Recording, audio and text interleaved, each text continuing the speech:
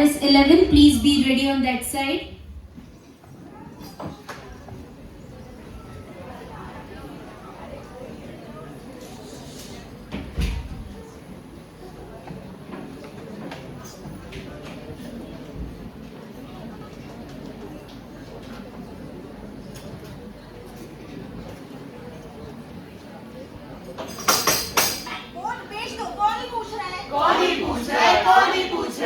खाना बच गया तो क्या फेंक दो, पैसे तो दिए हैं ना। फेंक दो, फेंक दो।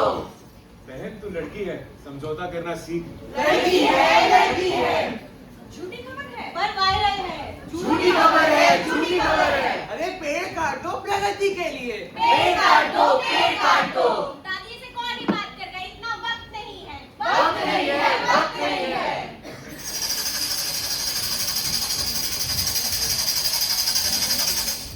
अरे रुको, जो तुम कह रहे हो कि तुम्हारी आवाज है या भीड़ की है? मुझे पता है क्या गलत है, पर मैं चुप रहती हूँ। मुझे अधिकार याद है पर कर्तव्य नहीं। मैं वोट देती हूँ पर जानती नहीं। मैं बोलता हूँ लेकिन सोचता नहीं। मैं बोल रही हूँ, मेरी आवाज सुनो। मैं बोल रही हूँ, मेरी आवाज सुनो। मैं बोल रही हूँ, मेरी आवाज। हम कॉलेज और RS05 आपके सामने एक नुक्कड़ नाटक प्रस्तुत करें जिसका शीर्षक है भारत का संविधान। भारत का संविधान, भारत का संविधान। अरे संविधान वो संविधान है जिसके बगैर लोकतंत्र अधूरा है। संविधान सिर्फ एक किताब नहीं, हम सबकी जिम्मेदारी है। और अगर हम चुप रहे तो ये देश कैसे बदलेगा? तो चलो आओ देखते हैं कि संविधान ने हमें क्या क्या दिया है।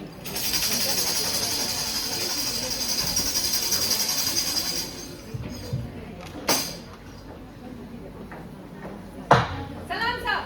कुछ बोलेगे? कुछ नहीं बोला साहब। ये सीधा बैठ। हाँ साहब, हाँ साहब। नाम क्या है? अल्ताफ साहब। कहाँ से? जमाबाद। कौन कौन था? नहीं पता साहब। नहीं मालूम। नहीं।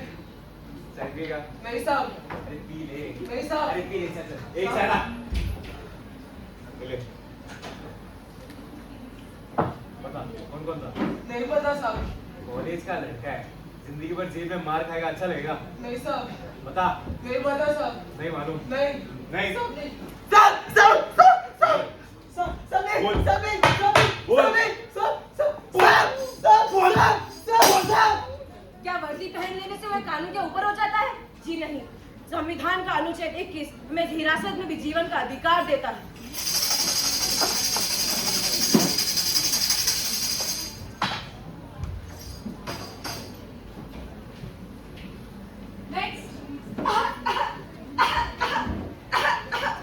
क्या हो रहा है? डॉक्टर, मुझे सांस लेने में तकलीफ हो रही है। अच्छा, सांस अंदर सांस बाहर कब से हो रही है? जब से मैं पटाखे के कारखाने में काम कर रही हूँ। अच्छा, मुझे लगता है तुम्हारी ये सांसों की तकलीफ पटाखे के कारखाने में काम करने के कारण ही हो रही है, जिसके कारण प्रदूषित हवा तुम्हारे फेफड़ों में भर गई है। नेक्स्ट। डॉक्टर साहब, हाथों और पैरों में बहुत खुजली हो रही है। अच्छा, ओहो, तुम्हें तो ये स्किन इन्फेक्शन हुआ है। ये तो बहुत हानिकारक है। तुम कहाँ काम करते हो? मैं नाले साफ करता हूँ। नाले साफ करते हो, इसी की वजह से हुआ है। नेक्स्ट। क्या हो रहा है तुम्हें? मेरे आंखों में और गले में बहुत जलन हो रही है। अच्छा, कब से हो रही है? यही कुछ 2-3 दिनों से। अच्छा, तुम कहाँ काम करते हो? मैं कोयले की खदान में काम करती हूँ। अच्छा,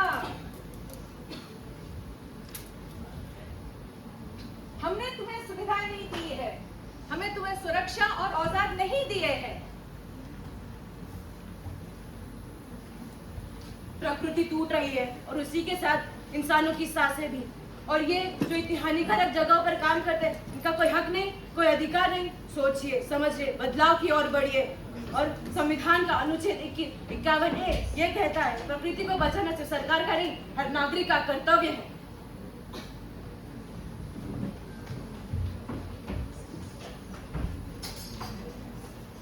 हमारा नेता कैसा हो? सर जी कैसा हो? हमारा नेता कैसा हो? पीछे, पीछे, पीछे, पीछे क्या? अच्छा संविदा, हाँ मैडम, ये हम वोट के तरीके से बटोर रहे हैं? ऐसा है ना मैडम, ये जनता है ना बहुत ही लालची और मासूम है। बस इनकी पसंद की थोड़ी सी चीजें और पैसा दे दो और इनका सारा वोट हमारा। अच्छी बात। हमारा नेता कैसा हो, मैडम जी जैसा हो।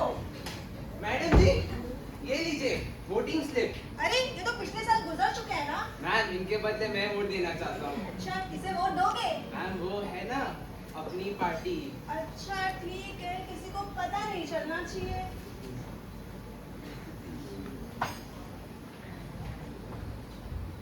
ताजा खबर, ताजा खबर, ताजा खबर। महाराष्ट्र के एक शहर में हुआ ईवीएम मशीन का घोटाला। परिवार में लोग थे 7, पर ईवीएम मशीन में दिखे कितने? 9। ये है क्या? यही है इस देश की प्रगति? क्या ऐसे ही चुना जाएगा इस देश का सही नेता? क्या भारत का संविधान हमें यही सिखाता है? भारत के नागरिक, आप नागरिक होने के कर्तव्य से जागरूक रहे, सावधान रहे, सतर्क रहे। जय हिंद। गेट दे वोट को लेकर कुछ चंद किस्से, ऐसे ही कई किस्से जो हमारे देश में होते हैं। और संविधान का अनुच्छेद 326 हर इंसान को वोट देने का अधिकार देता है और धारा 123 भ्रष्ट आचरण को संबोधित करता है। आपका वोट आपका भविष्य। आपका वोट आपका भविष्य।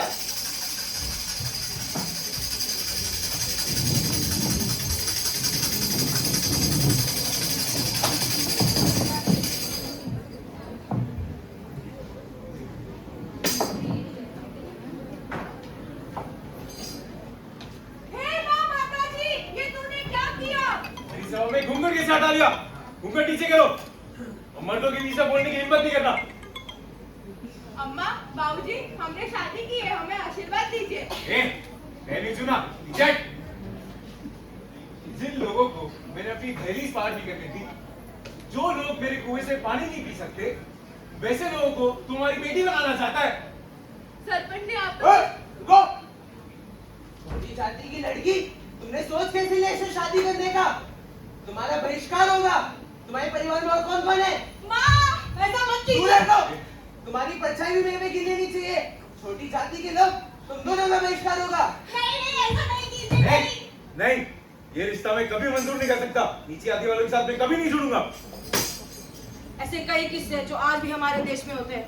लोगों को धर्म, जाति, लिंग इत्यादि कई चीजों में भेदभाव किया जाता है और संविधान का 15 इन्हीं सारी भेदभावों पर रोक लगाता है और अनुच्छेद 14 समानता का पूरा अधिकार देता है।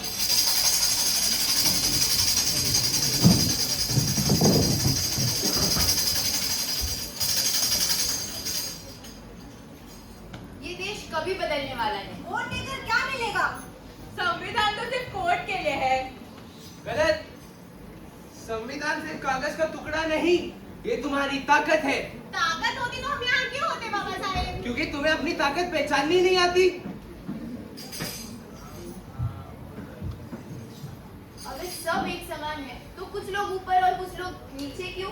क्योंकि बराबरी सिर्फ लिखी नहीं, लाई भी जा सकती है। हम बोलना चाहते हैं पर डरते हैं।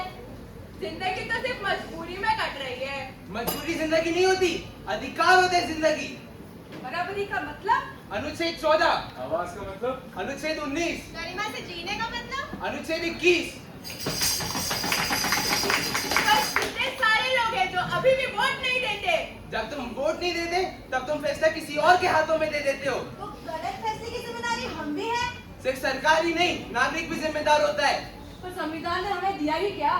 संविधान ने तुम्हें अधिकार और जिम्मेदारी दी है, पर क्या तुमने संविधान को जिम्मेदारी से निभाया? जिम्मेदारी नहीं। यही तो तुम्हारी गलती है। ये किताब सिर्फ सरकार के लिए नहीं बनी, हम सब के लिए लिखी गई है। अगर हम चुप रहे तो संविधान कमजोर पड़ेगा। हम जागे तो संविधान जिंदा रहेगा। अगला इलेक्शन सिर्फ तारीख नहीं, ये एक सवाल है, तो क्या आप सब तैयार हो? संविधान से शक्ति, शक्ति से जिम्मेदारी, जिम्मेदारी से लोकतंत्र। डॉक्टर बाबा साहेब अम्बेडकर ने कहा है, शिक्षित बनो, संगठित करो, संघर्ष करो। जय संविधान, जय भारत।